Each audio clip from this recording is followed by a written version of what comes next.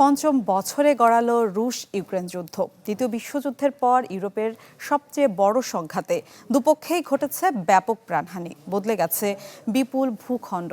সংঘাত বন্ধে নানা কূটনৈতিক উদ্যোগের পরও একদিনের জন্য থামেনি এই সংঘাত। এমন পরিস্থিতিতে প্রশ্ন উঠছে, এই সংঘাতের শেষ কোথায়?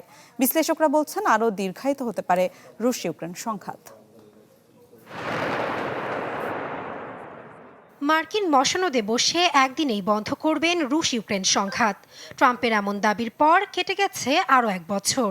এবার 5 বছরে গড়ালো ইউরোপের এই যুদ্ধ। দীর্ঘ যুদ্ধে একদিনের জন্য বন্ধ হয়নি হামলা।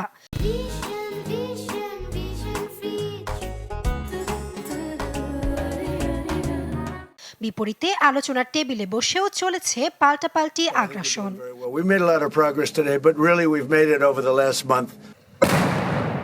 ওয়াশিংটন ভিত্তিক গবেষণা প্রতিষ্ঠান centre for strategic and international studies CSIS এর প্রতিবেদন বলছে 2022 সালের 24 ফেব্রুয়ারি রাশিয়ার পূর্ণমাত্রার আগ্রাসন শুরুর পর 12 লাখ রুশ সেনা হতাহত হয়েছেন, যা দ্বিতীয় বিশ্বযুদ্ধের পর সব রুশ ও সোভিয়েত সংঘাতের তুলনায় 5 গুণ বেশি।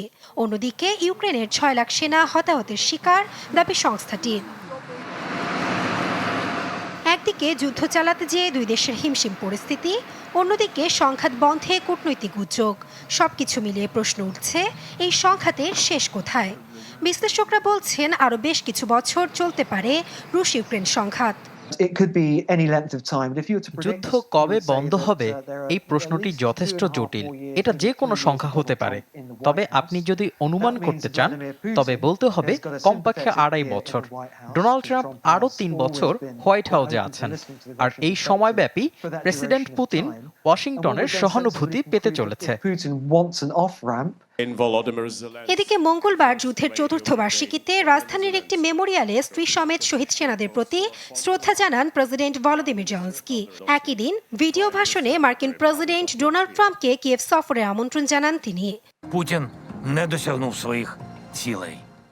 এদিকে ইউক্রেন আক্রমণের চতুর্থ বছর পূর্তিতে ক্রেমলিন মুখপাত্র দিমিত্রি পেসকভের মন্তব্য, বিশেষ এই অভিযানের পূর্ণ লক্ষ্য এখনও অর্জিত হয়নি। এর ফলেই এখনও অব্যাহত রয়েছে রুশ ইউক্রেন সংঘাত, দাবি মুখপাত্রের।